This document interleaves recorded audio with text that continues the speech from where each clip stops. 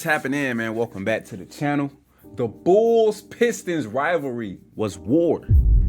Alright, got another MJ banger for y'all, man. Y'all know what's going on. Y'all know Chicago Bulls, the Detroit Pistons, was one of the most physical, intense rivalries in NBA history.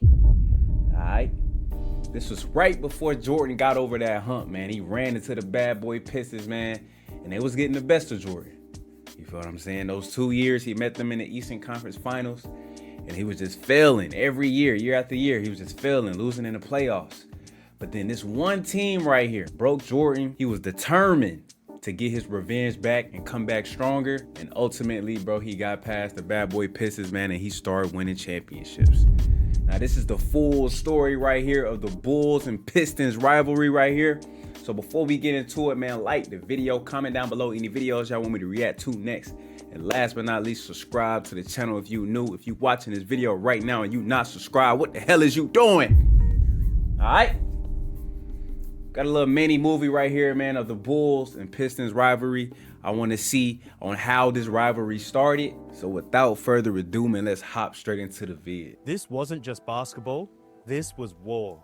By 1991, Michael Jordan had already built a resume most players could only dream of. Rookie of the Year, MVP, Defensive Player of the Year, 5 straight scoring titles, and a reputation as the league's most unstoppable scorer.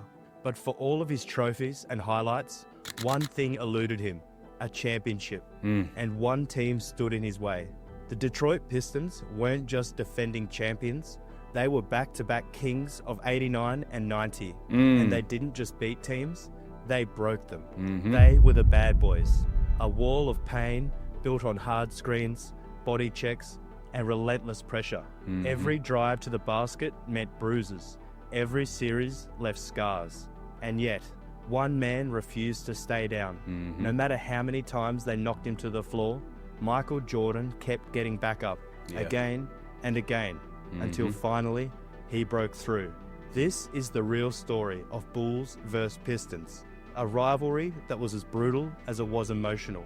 It wasn't just about wins and losses, it was about respect, revenge, and rising above the pain. Facts. In 1991, everything changed. One dynasty ended, another was born. One thing a lot of people don't recognize about Jordan, man, is his persistence to be great.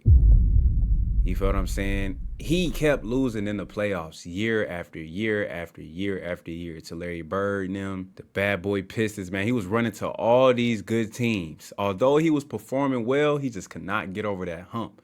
But the willpower and the persistence to stay locked in, man, keep his eye on the prize, man, and not let the doubt get to him. Because mind you, Jordan had all the accolades. The only accolade he didn't have is a championship. And people would criticize him about that, bro. That's what a lot of superstars in today's NBA deal with too. That's the only thing a lot of these talented players are missing. You feel me? And a lot of these players don't have that desire to win. But Jordan, he just kept failing. But little did everybody know while he was failing, he was only just getting stronger and stronger and learning from those lessons until he came back to man. So this should be a good story. Now, the rivalry between the Chicago Bulls and the Detroit Pistons during the late 1980s and the early 1990s was one of the most heated in all of professional sports. To say these two teams hated each other would be an understatement. They didn't just clash, they collided over and over. And the tension wasn't random, it felt designed, like two forces built to oppose each other, drawn into conflict not just by competition, but by identity. At first glance, it looked like a standard Midwest rivalry. Two cities, just a short drive apart, fighting for regional bragging rights. But this was deeper than geography. It was pride, culture, class. Detroit, the tough, working class town, built on the back of factories and steel-toed hustle. Chicago, shinier and more glamorous, with its big city lights I never looked at it like booming that. Sports media machine. One city is known for blue-collar workers, the other is known for bright lights. The teams mirrored their cities. The Pistons were gritty, physical, and unapologetically nasty. Yeah, so this team was trying to intimidate Jordan every time he was on the court. They knew he was great, but they was trying to get in his head, push him around physically so they can get in his head mentally and throw him off his game. They didn't care And about it worked. being liked. It worked for a little They bit. embraced being the villain. They played hard, fouled harder, Yeah. and made it their mission. It to worked on break their weak opponents. both Damn! mentally and Oh my physically. God. I ain't know were they was blue-collar throwing basketball punches in like its that, though. purest form. Damn.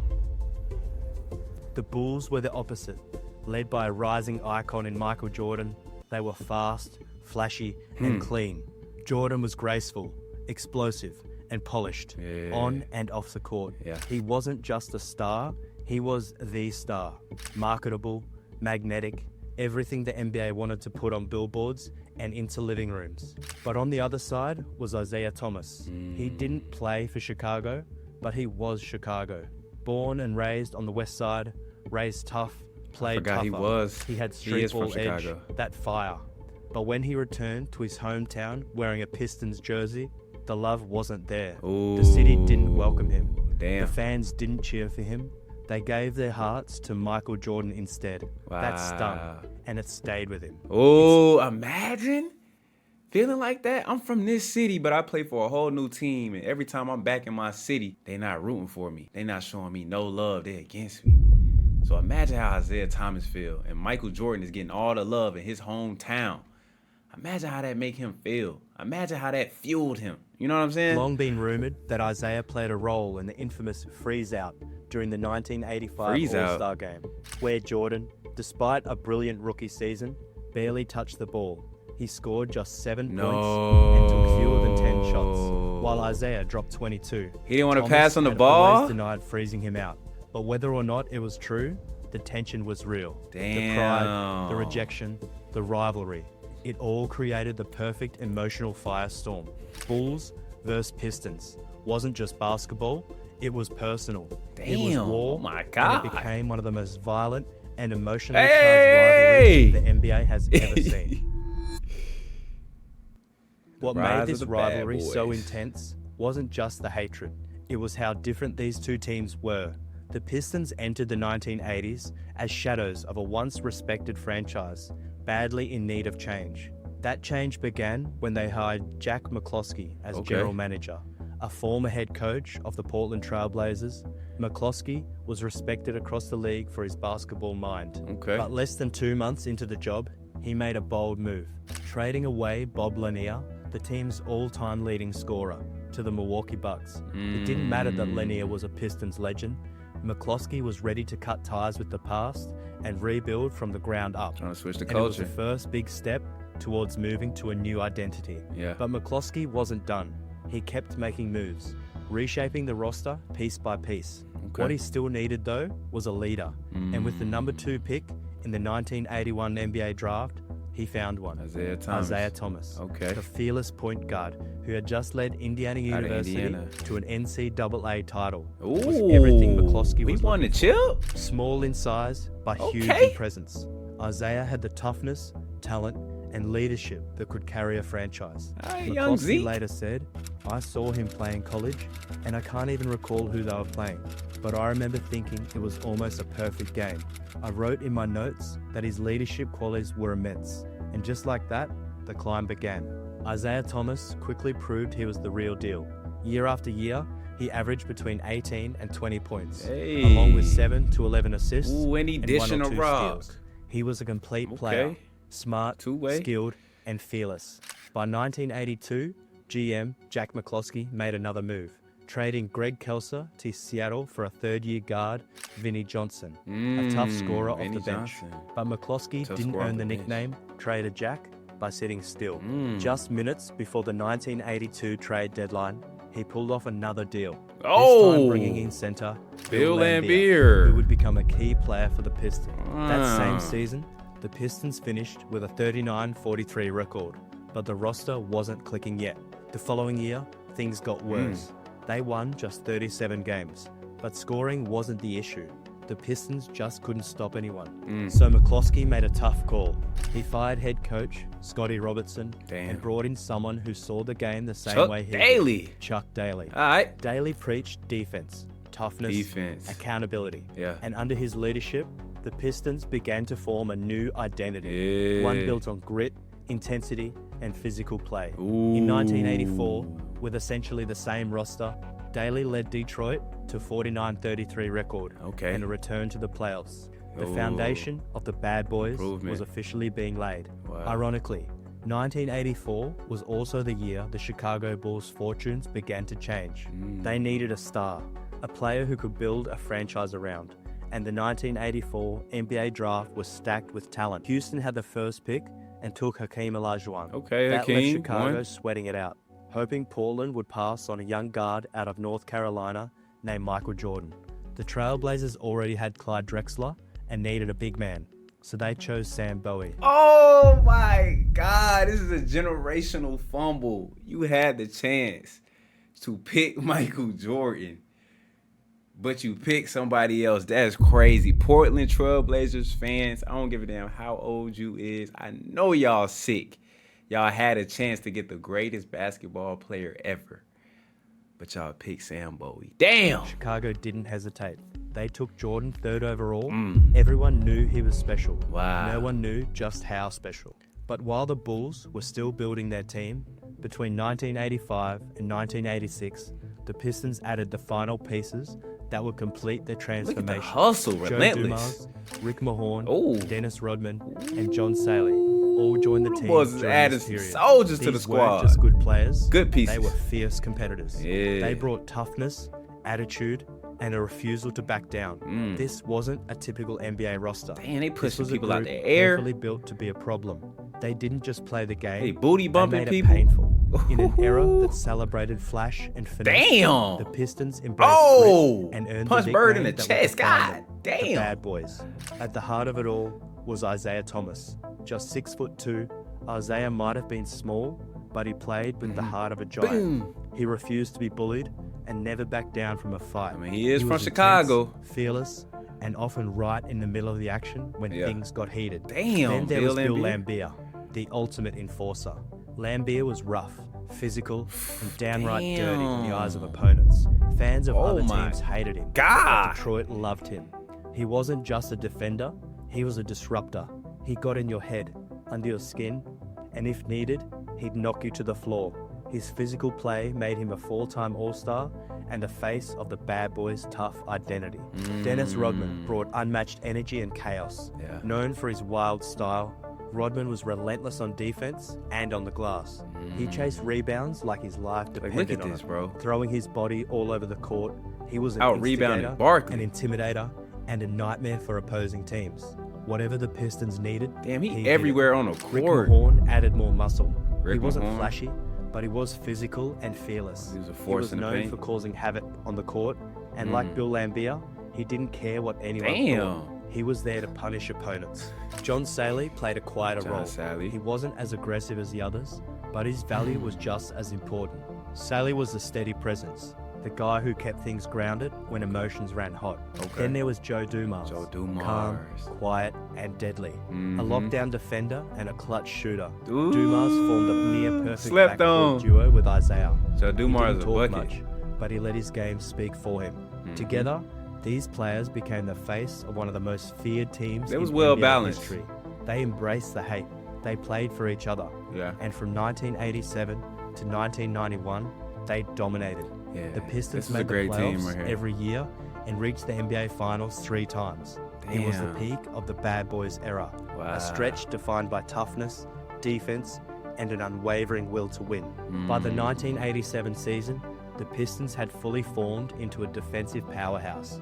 Under head coach Chuck Daly, they built an identity rooted in toughness, discipline, and physical play. Daly crafted a system that wasn't just about effort, it was about precision. His team played smart, aggressive basketball, and they executed with intensity. The Pistons earned the nickname Bad Boys for a good reason. They attacked like a pack of junkyard dogs, overwhelming opponents and forcing them into submission. That year, they finished with a 54-28 record, locking up the 2nd seed in the Eastern Conference. Their defense, led by Dennis Rodman and Bill Laimbeer, was stifling, holding teams to just 102.4 points per game, one of the best marks in the league. But while the Pistons were climbing, so was Michael Jordan. The 1987-88 season was a statement year. Jordan did the unthinkable. Let's see what he He did. won MVP, Defensive Player of the Year, and All-Star Game MVP, all in the same season. He also led the Bulls past the first round of the playoffs for the first time in his career, torching the Cleveland Cavaliers with a staggering 45.2 points per game. Damn. Momentum was on his side. He looked unstoppable. 45 a game But in the then he playoffs ran is into OD. Detroit. The Pistons had been watching and planning. Just weeks before the playoffs, Jordan dropped 59 points on them in a regular season game. Chuck Daly took that personally. My He God. knew what was coming if they didn't make changes. Speaking to 59? Sports Illustrated in 1989, Daly said, "We made up our minds right there and then that Michael Jordan was not going to beat us by himself again. We had to commit to a total team concept to get the job done." And I'm gonna be honest, Chuck Daly got a point. You cannot let one person beat you, especially in the playoffs. You want to force somebody like Michael Jordan, the greatest player of all time, to kick the rock. Anybody else can score but Jordan. That should be the #1 message to the team. Do not let this man kill you. You feel me? Because he dropped 59 on y'all in the regular season. So in the playoffs, when it all matters, we do not want this guy scoring all the points. So I'm with Coach. We're going to psychologically throw MJ off his game, and then we're going to see if any of his supporting cast can come through. And that's exactly That's a what good they message, did. yeah. The Jordan rules were born. The Pistons designed a defensive strategy built to frustrate, wear down, and punish Michael Jordan. Facts. They threw everything at him. Joe Dumars and Dennis Multiple Rodman, bodies. 2 elite defenders, with a combined 13 all-defensive team selections. Damn. Were the primary They had matchups. lockdowns on But the bad boy physical Pistons. punishment didn't stop with relentless coverage. Jordan got hit on screens, elbowed on drives, and hammered mid-air. He got to anytime get he tried to touched. soar for a Anytime dunk. he come It through, was he getting relentless, touched. and it worked. He was held to just 27.4 points per game. That's crazy across the 5-game still, though. series. That's crazy still. 27 a game, and you playing a rough team like that. That's still impressive, though, by Jordan. A far cry from his usual dominance. Oh, he added The only time he cracked 30 was in Game 2, when he scored 36 in the Bulls' lone win. In the Pistons' 4 victories in '88, they crushed Chicago by an average of nearly 15 points. Damn. It was clear Belt to Jordan ass. and the Bulls still had a long road ahead. But that was just the beginning. The Pistons didn't just beat the Bulls in 1988, they beat them in '89 and again in '90. Over and over. They broke Chicago's I know spirit Jordan was on the frustrated. scoreboard and in the soul. Like, damn, how can I beat these dudes? The Pistons under coach Chuck Daly had figured out the Bulls and, more specifically, Michael Jordan. The Jordan rules. It wasn't just a defensive scheme, it was psychological warfare. The plan: hit Jordan early, hit him often, and if he gets up, hit him again. Trap him, crowd him, switch up the looks. The goal was simple. Slow down Jordan, and you slow down the entire Bulls offense. And it worked. Jordan still got his points sometimes, but Chicago's rhythm broke. Their spacing collapsed, ball movement stalled. The Bulls became too focused on surviving the physicality to actually play their game. The Pistons didn't just want to win, they wanted to suck the life out of you, to frustrate you, to make you dread every possession. And if it meant crossing the line, so be it. Take Game 3 of the 1988 series. Just 1 minute 37 in, Bill Laimbeer set a dirty screen and punched Jordan in the groin. Jordan came back with a right cross, benches cleared, chaos erupted. Damn. Oh! Yes, indeed. Hold on now. Oakley was coming to the defense of Michael Jordan. Hold up. Later in that same I ain't know they got series, into it like Rick that. Mahorn laid a hard foul on Jordan, and Charles Oakley exploded in response. What started in the paint ended in front of the scorer's table. Ooh, look at Oakley, though. He want all the smoke. Look at Oakley. Bulls coach Doug Collins got Oh! knocked into the table. Damn! Mahorn The and boy Oakley wasn't were both ejected playing. behind. Detroit God. had made the point, literally by force. And then came Rodman's shove, one of the most vicious plays of the rivalry. Let's see. A full-speed hit that launched Scottie Pippen into the stands and split his chin open, such that Pippen couldn't even remember where he was. These weren't just fouls, they were flashpoints. The That's Pistons were in crazy. Chicago's head, and for 3 straight years, it worked. But eventually, the bruises hardened, the fear faded, the Bulls stopped flinching. And what came next, it wasn't just revenge, it was something deeper. That boy started lifting weights, got right. By the start of the 1990s, the Bulls knew exactly who stood between them and an NBA championship. Bad boy Pistons. The Bad Boys Pistons. Yep. After years of coming up short, something Again, had being to a change. leader, look at him. That change began on the bench. Chicago promoted Phil Jackson to head coach, and together with assistant coach Tex Winter, Yes, sir. began searching for a way to crack Detroit's infamous Jordan Rules defense. The answer? The triangle offense. It was complex, position-based system designed to create space, promote ball movement, and take pressure off Jordan. The setup placed players in specific spots, one forward and the center near the low post, the point guard and another forward on the wings, and Jordan, the two guard, stationed at the top of the key.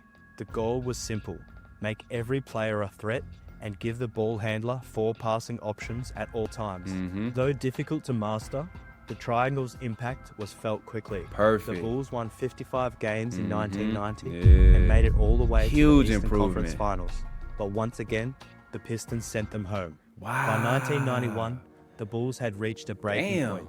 They knew this was it. If they couldn't get past Detroit now, their window might close. So that summer, they got to work. Michael Jordan added 15 pounds of muscle. 15 determined to pounds absorb full of contact muscle. and fight back. Get Jordan your later weight said, up, Jordan. I was brutally beaten up, and I wanted to administer pain. I wanted to start fighting back. That's how you do His it, bro. mindset became the team's mindset. The Bulls toughened up. They finished the His 1990 mindset became the 91 team season mindset. with a league That's key. best 61-21 Put record. his team first. And most importantly, they beat the Pistons 3 times in the regular season. The same number of wins Set a statement. they'd managed against them in 3 years combined. Wow. For the first time in the rivalry, Chicago would have home court advantage. When the teams met again in the Eastern Conference Finals for the 3rd year in a row, this wasn't the same Bulls team. While the Pistons stuck to their rough, punishing defense, the triangle offense began to crack it open. And this time, Jordan was different. He no longer tried to win the series by himself. He listened to Phil Jackson.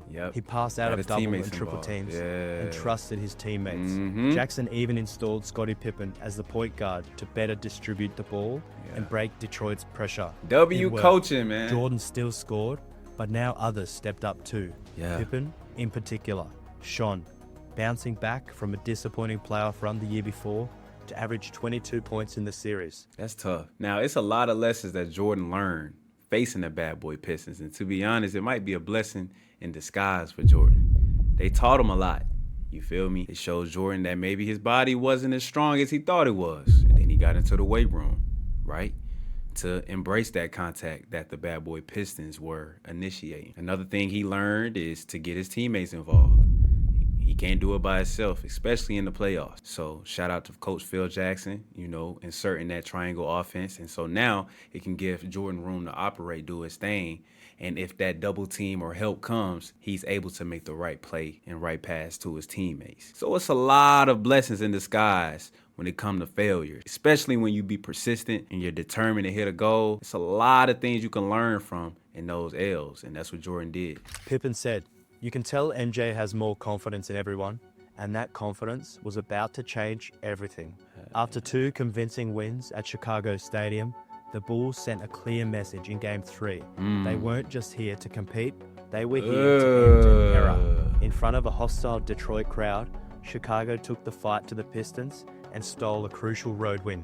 Then, in Game 4, they didn't just finish the job, they buried the Bad Boys. Damn. The Bulls dominated from Sent them start boys to to the finish, graveyard. cruising to a 115-94 Swept them win boys. that sealed their Damn. first ever trip Get to the NBA Finals. brooms out. Send the message. Michael Jordan led the charge with 29 points, 8 rebounds, and 8 assists. Something like. Scottie Pippen added 23 points, 10 assists, 8 Ooh, rebounds, Scotty and was 3 hooping. steals. On the other side, not a single Pistons player cracked 20 points. For the first time, it was Detroit that crumbled under pressure, swept in 4 games by a team they had tormented for years. Wow. The loss was more than just a defeat, it was a collapse. And with 7.9 seconds left on the clock in Game 4, several Pistons players walked off the court without shaking hands. They passed right by the Bulls bench without a word, heading straight to the locker room. No congratulations, sportsmanship, no man. sportsmanship, Damn. just silence and bitterness. The moment sparked a media firestorm and became one of the most iconic and controversial moments in NBA history. Damn, because man. the Pistons didn't just lose the series, they lost their grip on the league, and they lost it without grace. For Michael Jordan and the Bulls, the snub stung. In each of the previous 3 years, they had shaken the Pistons' hand after falling short. Yeah. This time, when the tables had turned, No respect. Detroit couldn't return the respect. Damn. Still, the message was clear. A new era had begun. This was the moment the Bulls took over the NBA, the true beginning of their dynasty. Reflecting on that victory, Jordan said, "We had gotten past them, and to me, that was better, in some ways, than winning the championship." Wow. While he's admitted that his hatred for the Pistons still lingers, he also knows that the rivalry forged something powerful. The battles with Detroit built the Bulls' mental toughness. That's crazy, They yeah. hardened their resolve, and Mental ultimately, toughness built it. they laid the foundation for one of the greatest dynasties the sport has ever seen. Wow. So yes, the bad boys beat Jordan down many times. They tested his body, rattled his mind, and challenged his will. For years, they were the wall he couldn't climb, the team that turned every layup into a bruise, every win into a war. But here's the thing, they didn't break him, they built him. In trying to stop Jordan, they gave rise to something far greater, a fire they couldn't contain. Oh. Every hard foul, every handshake snub, every playoff heartbreak, it all forged embraced the it. version of Jordan the world would come to fear. The Bulls didn't just get past Detroit, they replaced them. So, what's your favorite Bulls vs Pistons memory? Comment below. And if you enjoyed this video, don't forget to like Dope video, and subscribe man. for Dope more video, videos dope just like video. this one. Thanks for watching. Dope video right here, man. The Bulls versus Pistons rivalry was war. Learned a lot in this video right here, man. Learned how everything started. Pistons, man, hell of a team. How they was constructed from head coach all the way down to every man on the roster was built through toughness. That's all I see with the bad boy Pistons, man, is toughness. And like they said in the video, kind of matched the whole Detroit vibe as far as like the hard workers out there, how tough the people are, man, and stuff like that. Kind of matched the vibe of the city. You know what I'm saying? They embraced the hatred and bullied a lot of NBA teams in their prime. And the Bulls was one of them. You know, Jordan was one of them. But one thing I love about Jordan is he was persistent through the whole process, man. He didn't let the failure get to him. Anytime he failed, he looked at it as an opportunity to grow. He kept losing in the playoffs, and then in the offseason, he would work on one element of his game. He would get better. It just got to a point where he got the right pieces around him, the right offense implemented, right head coach, right supporting cast, and then everything just clicked. And then he got over that hump. It's crazy because he said winning against the Pistons in the Eastern Conference Finals felt way better than actually winning the championship versus the Lakers. Like, that's crazy. That was crazy right there. But yeah, man, shout out to Mike, man. He a different breed. He a different animal. They both learned from each other. I'm pretty sure Mike learned a lot from the Pistons and vice versa. So yeah, man, this was a hell of a rivalry right here, man. Good story, nice little mini documentary of their whole rivalry, man. So if y'all like the reaction, man, hit the like button, show your boy Groovy some love. Comment down below any videos y'all want Young Groovy to react to next. And last but not least, subscribe to the channel if you new. Without further ado, I'm gonna catch y'all in the next vid.